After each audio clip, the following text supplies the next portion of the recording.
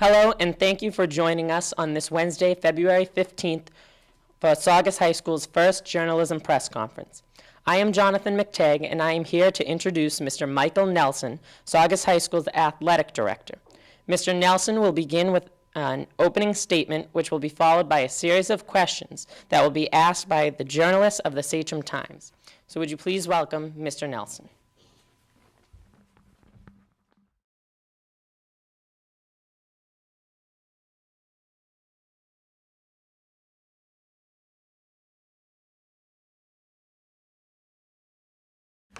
Good morning. Thank you. It's a pleasure to be up here this morning to talk to you about the athletic department here in Saugus at Saugus High School. I've been the athletic director for the past 4 years. Our program in that time has grown. We have more kids playing 2 and 3 sports than ever before. We added 3 sports in the last 3 years. The program continues to grow, and it's a tribute to the coaches that I have. We have a lot of new coaches. They're doing a great job. They work with the youth program. They have a great rapport with the high school kids as well as the middle school kids. So I know there's a lot of questions that you guys have. Again, we have wide range of things that we can talk about, so I'm going to try to hit upon as many questions as you have. Again, I'm happy to be here, so I appreciate you giving me the opportunity to speak about the department, and thank you. Do we want to open up for questions? Anybody have a question? Sir, back right. Why is it necessary to upgrade to a turf field? Great question. Turf fields. Here in Saugus, there's probably 3 or 4 main fields that we use. We use Stackpole, we use the middle school, and we use the high school fields. Those fields, over the past X amount of years, have become, in my opinion, almost deplorable. They're one of the fields we had to shut down last year because it was unsafe. What a turf field does, I'm not sure if you've seen Melrose. Melrose just built a beautiful new facility, and that's what I would like to do. There's other towns like Peabody, they're in the beginning stages, Gloucester's in the beginning stages, but Medford has one, North Reading has one, Arlington has one, Chelsea has one. And what it does is that when you have limited space, what one turf field does, it actually beautifies 4 or 5 other fields. It's maintenance free for about 20, 25 years. So you have this beautiful field that you don't have to do anything to, and you can play 4 or 5 sports on it. And because of that, it's less wear and tear in the other fields. In turn, Stackpole becomes a nicer field. The field at the high school or middle school, wherever we decide to put it, becomes nicer. When you dig the actual earth up to build a turf field, you actually move that dirt, that earth, and you actually dispose it to the other fields. So again, just by building one turf field, maintenance-free, the DPW guys get to work on the other fields. And it's just, in my opinion, the best way in a town like Saugus with limited space now to help all of our kids and all of our athletic program. Does that answer the question? Yes. There's another question? Ooh. Back there. Hi. Hi, Tia Salvo, class 2015, Sachem Times. What are the pros and cons of putting a turf field in at Saugus High, and why not at Stackpole? Why not at Stackpole? Excellent. Good question. Why not Stackpole? That's the million-dollar question. Where do we put this turf field? Now, with the turf field, it's a heavy price tag. It's a price tag, $2 million roughly. Okay, and I'll tell you why it's so expensive. But why, in my opinion, why at the high school and not at Stackpole Field? A couple reasons. Number one, here at the high school, it'd be nice for the guys and girls to come out of the high school and go right up to their field. It'd be nice for you to drive down Pierce Memorial Drive and have almost like a campus atmosphere. Also, in my opinion, Stackpole Field, it's limited parking. When you have a turf field, you have to have lights. Being in a residential area, you can't really put lights down Stackpole. It's not fair to the neighbors. So if you have it here at the high school, you're literally on Route 1. You have minimal neighbors around. You have plenty of parking. The thing, again, with turf field, because it's so expensive, what you get to do is you have to rent it out. Okay? And I'll talk about that a little bit more later. But you have to rent the field out. With that, you generate revenue, okay, to offset the costs. So you need to have lights, and I think Stackpole would be an issue. And I just feel for kids, it'd be so nice to have walk after 7th period, you stay after, you walk out to your field and you play soccer, you play lacrosse, you play football, whatever the sport is, and you play right there at your home, right at your home school, as opposed to driving down to Stackpole, trying to find parking. It's just a centralized location. I just think it's better here. The field also up here is big. It's real big. You could probably put a turf field with a practice field next to it. So with lights, you have a beautiful turf field. You would have the stands or press box, whatever you want, and then next to it another field. Stackpole, you're limited. It's only a small little area. You couldn't also play, if you think about it, Stackpole, it's one field, and then there's a baseball field in the back. You couldn't play, for instance, lacrosse at the same time a baseball game was going on. So you're investing a lot of money into this turf field. You want to be able to play two sports at the same time. It's impossible really to do that at Stackpole. And again, out of respect for the neighbors, you don't want to put lights there. It's just too hard. So, does that answer? Does that help? Any other questions?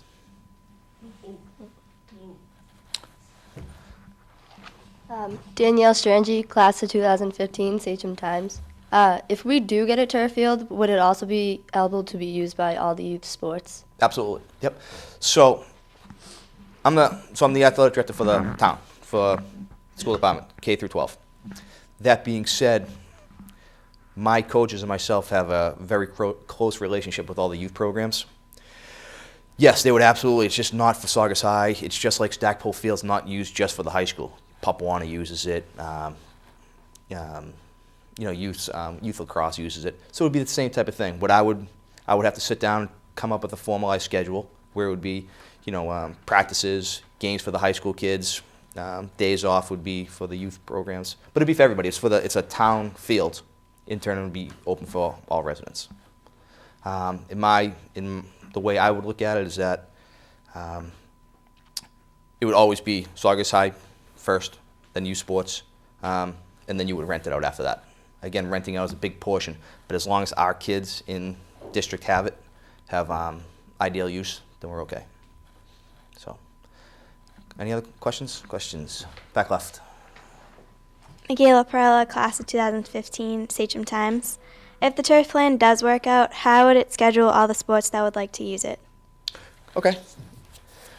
It's an interesting question because there's a lot of factors that go into it. So a turf field, if you can just visualize soccer field, okay? Soccer field. Then you would have lacrosse. You'd also have football. You would also have field hockey. With that, as far as the scheduling, was that the question, the scheduling? Now, you would have lacrosse, that would be the only sport that's really using it in the springtime. In the fall, you would have 3 sports using it. It's just a rotation. It's field hockey would go on first, and then girls soccer or boys soccer, whatever it is, and then football. Now remember, with the turf field, as I said, you got to make sure you have lights. You very rarely see a turf field without lights, which is great because now, for instance, field hockey coach gets out of work late, she wants to practice late. That's great because we have lights. They can practice to 8, 9 o'clock at night, 8 o'clock at night. So that's really how it would be. It would be more of just the coaches all sitting down, speaking to the AD over in Medford, speaking to the AD over in North Reading. There's a facilitator that looks over the project, works with the AD, and they figure out the most optimal way that everybody gets a fair time of playing at night, playing during the day, playing right after school. So, any other questions? Alakali Conte, class of 2015, Sachem Times. Nice. Will you invest in new lights and bleachers to go along with the new field? If so, how will that be funded? How is it going to be funded? That's a big one. Okay, so the turf field. I want you to picture the way I envision it is one guy here. Again, one field, all the different lines. The press box and just like Stackpole, you would have 2,000 persons stadium seating on one side, back towards the high school. Back towards the highway. Okay, so you're facing like Pierce Memorial. You have 4 to 5 lights that go around the perimeter of the field. You would have the press box on top of the seating. So the field in itself, you can't have without the lights and without the stadium seating. You will generate place like Fraser Field. You will generate tournament games. You will generate big events where a lot of people are coming to your high school and to your town and to this parking lot.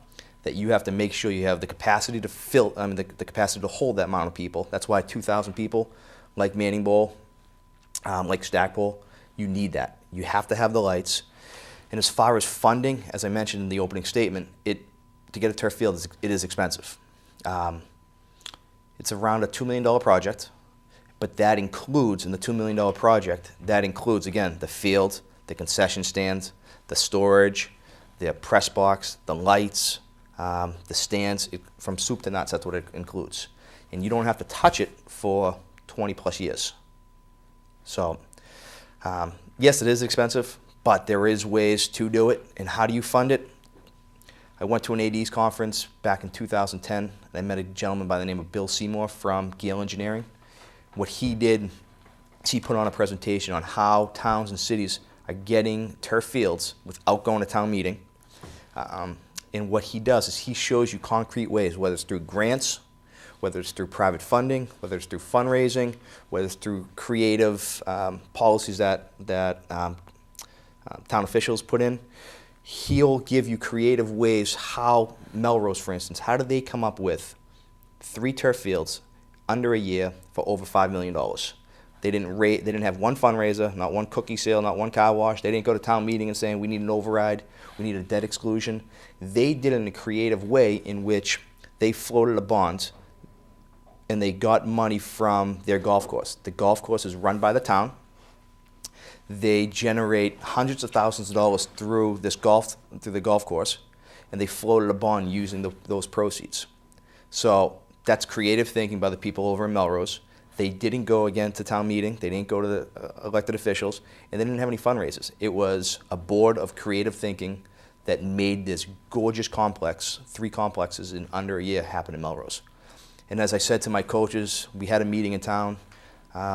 There's no reason why Melrose, that's 3 miles away from Saugus High School, can have a turf field, numerous turf fields, and a town like Saugus cannot.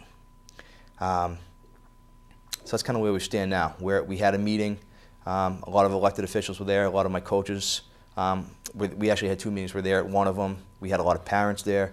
I'm getting feedback all the time from people in town saying, please move forward, please move forward. Anything we can do. If you want to help me write grants, they'll do that. So it's a lot of work that goes into it, but it absolutely can be done. Does that answer the question? Excellent. Any questions? Questions? Sydney Bruce, class of 2015, Sachem Times. Over the summer, there was a lot of talk about athletics having major cuts. As athletic director, how did you manage this problem? Yes, yeah, there were. That's a good memory. Okay, I might talk in circles in this one, but basically what happened was my athletic budget got cut by $55,000. What year are you? 2015. So it's a freshman, sophomore? Freshman. Freshman. So last year there was, for the last 2 years, the town of Saugus, the board of the town meeting members gave the town of Saugus, or gave the school department, $60,000. What that did is it offset the cost for user fees by $100. So user fees, probably when you were in like the 7th or 8th grade, here at the high school, were $350. When the town gave us $60,000, it reduced it by $100, making it $250. Well, this past year, because of just tight budgets across the town, we didn't get that $60,000. So user fees had to go back up to where they were at $350 and $250. Does that make sense? So that was the first. So now we don't have the $60,000 there. Then there was $55,000 that just got cut from my budget that had to go to other things. I understand that. So we were looking back in the June, July months at trying to find how we're going to find over $100,000 and still have our programs and try to do minimal impact to the kids. We had several what we call athletic subcommittee meetings, and we had an open meeting where we invited parents, and we invited anybody who wanted to come and be vocal about what their thoughts were. And we had a packed house, and basically the biggest thing was, please do not increase user fees. The user fees already went from $350, and now if you increase them, say $100, now you're at $450. It's going to kill a ton of the sports. So we had to do a lot of creative thinking. So it was myself, Mr. Diorio, the superintendent, the school committee members of the athletic subcommittee. What can we do? And basically what we did is this. We kept the user fees at $350 and $250 where they previously were. We started to charge kids who were on free and reduced lunch. We started to charge them a small fee to generate some money. We had a strength and conditioning coach We had to cut that program. Then there were certain programs. There was track, cross country, and cheerleading that we contemplated cutting, eliminating, saving a few dollars. The numbers were decreasing, and we figured we could save some money on transportation and other expenses. What happened was there was an outcry from the parents and from the kids saying, please don't do that. If we can find X amount of kids that you won't lose any money, will you still keep the program? Absolutely. The last thing I want to do and Mr. Diorio wants to do is cut programs. So, for instance, in cross country, we needed, I forget the number, 15 kids. We got the 15 kids. We don't cut that program. Excellent. My coaches and the kids had to really go out and recruit and get those kids to play. Indoor track. Indoor track is a big expense. We said we needed, I want to say the number was 40. We got 40 kids. The coaches went out, they recruited. The kids went out, they recruited. We got that. We saved that program. So we kind of did some creative thinking, and the biggest thing is that transportation. We eliminated all transportation costs as far as preseason and officials. So we saved a boatload of money doing that. And we got bare essentials when it comes to equipment. So that's how we did it. Questions? Any other questions? Hi, Valentino Patrick, Saugus Times 2000, class of 2015. Do you have any new ideas or plans for major fundraising? My biggest fundraiser for the year, it's real simple, just a golf tournament. This is the third year that I run it. It's put on by Julie Mitchell and myself. We put it on. We generate X amount of dollars. It's promoted by all my coaches. They're 100% involved in it, and all the money just goes to all the different things that we can't really take out of the budget. That's for extra things. So that's we do it at the Ferncroft every year. It's a huge event. Sell it out, and we plan on doing the same thing this year. Questions? Michaela Perella, class 2015, Sachem Times. Have you ever considered an indoor track at the Belmonte? Yeah, I mean, I would love it. Indoor track is such a tough thing because they're running inside the Belmonte without a track. It's tough. I understand that. I just think the legit, you really couldn't. You know, even with it just doesn't fit where we would want it. The gym will be renovated, you know, in the next couple months with the renovations down the middle school. It just won't fit. It doesn't really it's an older building. It just wouldn't really fit in there. Would it be ideal? Yes. I mean, Swampscott has one. They have a brand new school. And Marblehead, brand new school, they have one. Beverly, just at the Belmonte, it just doesn't fit in where we would want it. Questions? Any other questions? Back there. Tia DeSalvo, class of 2015, Sachem Times. How are the athletes of the month chosen, and what are their qualifications? Athletes of the month. Athletes of the month, so we're going actually through it right now. I'm about a week behind, but Athletes of the month. I just sent out a mass email to my coaches. I said, it doesn't have to be a varsity athlete. It can be a freshman or a JV athlete. I just give me some nominations, give me some bullet points on why. I want to know how they're doing in school. I want to know how they're doing statistically wise, and what they did that went above and beyond what the other players on the team did. I'll get a handful, and then I'll select. There's no really rhyme or reason. It could be 2 girls, it could be 2 boys, it could be 3 boys and 2 girls, it could be whatever. It doesn't really matter.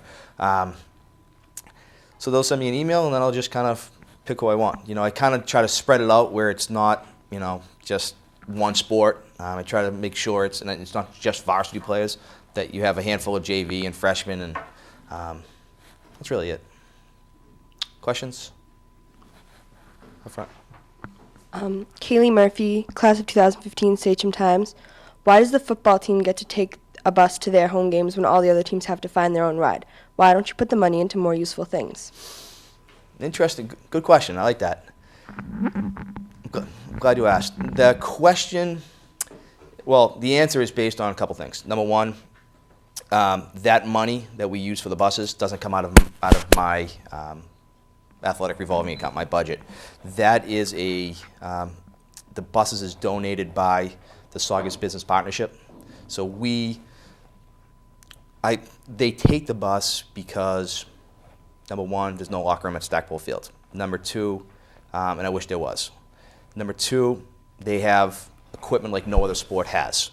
Even the next one would be hockey. I guess if hockey didn't have a locker room, I would have to provide them transportation. But they have the locker room at Kaspersky, so they're okay. But football, with the shoulder pads and the cleats and the, they got a ton of equipment on. because of that, it doesn't really make sense for them to get in the car and drive down there. So, yes, it is expensive. Not ridiculously expensive, but there is a cost associated with that bus. But again, that doesn't come out of my account. That comes out of fundraising money. So it doesn't cost the town, the kids, the parents any more money. It's all fundraising money. Any other questions? Becca? Danielle Strange, class of 2015, Hi. from the Sachem Times. If we were able to, what would be necessary for putting together a girls lacrosse team? Girls lacrosse, I'd love to have it. Girls lacrosse is probably the next one on the horizon. We spoke about this before. We started wrestling, and it had minimal impact on the other winter programs. We started volleyball, minimal impact on the other sports in the fall. We started middle school football, minimal impact to the other programs down at the middle school in the fall. Girls lacrosse, we would love to start, but there are a couple issues. Number one, you have to start it at the right time. You have to start it where it's not going to, we're a relatively small school. You can't water down the other programs for this program. You know what I mean? So we have girls golf. We have girls tennis. You have softball and you have track. For a relatively small school to add another sport, you would be probably taking a handful of girls from all those other ones. So you'd be hurting 4 programs for the benefit of 1 program. We started a club team a few years ago. What year are you? A freshman. Probably when you were in the 7th grade, we had a club team. And just to get the ball rolling, because there was a lot of interest, we started with about 30 girls, and we ended, in about 2 to 3 weeks later, we had about 6 or 7 girls. Lacrosse is a very, very difficult sport to pick up. At the time, the youth program was just starting off, so girls were just picking up the stick and trying to learn the game. It's hard because you would have to go right into a varsity sport, or a varsity schedule, so it was hard without the youth program, with limited amount of girls that would play another sport. It just became problematic. That Mr. Diori and myself sat down and said, let's just hold off. Girls golf is something that we're the only school in the Northeastern Conference, probably one of the only schools around this area that has girls golf. Typically, the girls that want to golf have to play in the boys' team. We have it. We play in the Bay State League, which is down the South Shore. Our girls' tennis team is big. It's great. They do a great job, our coaches. But again, we don't want to hurt any of the other programs to have a startup program. But girls lacrosse is definitely would probably be next on the horizon. Next up. Questions? Hi. Sydney Bruce, class of 2015, Sachem Times. What is the best and worst part of being the athletic director? Let's start with the worst part, I guess. For starters, the job that I have as athletic director for the middle school, for the high school, in charge of elementary sports as well, club stuff. I am very fortunate to have the job that I have, and I'm very lucky to be in a town like this and work with kids like you guys and to work with the coaches that I have on staff. That being said, there's a lot of difficulties. I'll give you one. It's very frustrating as the athletic director to try to control things that ultimately you can't really control. For example, just give you one example of that, private schools. We can tell the parents till they're blue in the face everything that Saugus High has to offer. We can tell them about the schools that our kids are going to. We can tell them about the class sizes. We can tell them about all the programs we offer, all the different, 98% of our kids went to a 4-year college. We have 100% certified teachers. We have all these things. With the superintendent, the last 4 or 5 years, things have gone things are on the uphill, big time. Everything is going in the right thing. We have momentum going the right way. You can tell parents that they're blue in the face, show them the statistics, how this is a better place than, but at the end of the day, whether it's a preconceived notion that they think going to a private school is better, they'll go. And that's frustrating. You're trying to control them. You're having open houses. You're showing, you're selling your product, and yet they still try to go somewhere. That's frustrating as an athletic director. Knowing that we would have great kids and great athletes coming here, but yet they choose to go somewhere else. It's almost a slap in our face. And we have a better product. Stuff like that is stuff that I try to control that you really can't. But in the long, my hours are ridiculous. They're over the top how long they are, but it's part of the game, so it's all right. And then as far as being the best part of the job is, think about this. In sports, there's nothing else, nothing. if you tell me one other thing that's similar to sports that can unite a town and a community like sports, just the nature of it. A couple weeks ago, we had the Patriots. Everybody's wearing their blue, red, and white Patriots. Everybody's geared up for the Patriots sport. Back in the springtime, everybody was wearing black and yellow for the Bruins. You had a night football game. The whole town comes out. The whole student body comes out. There's nothing else like that that unites a town and gives town pride and school pride like sports. This is the nature of the beast. To be a part of that, to be in charge of that, it's pretty cool. That's a good thing. To have your fingerprint on all the different programs is great. The fact that you only have 4 years in high school and I can make your experience in high school good, more worthwhile, that you can remember down the line. I can't believe I played the first soccer game on that turf field. That's awesome. So the fact that I have an impact with that is great. I also work, again, with great administration. I work with great teachers, great coaches, great kids. So again, like I opened up, I'm fortunate to have it. It's the best part about it is that I get to work with good people and make an impact on so many kids. Any other questions? Nothing? Well, again, guys, girls, thank you for inviting me here today. If enjoy, I appreciate it, and have a good day. Thank you for joining us today. We would like to thank Mr. Michael Nelson for his participation in this press conference. Please join us next time on Sachem Times Live.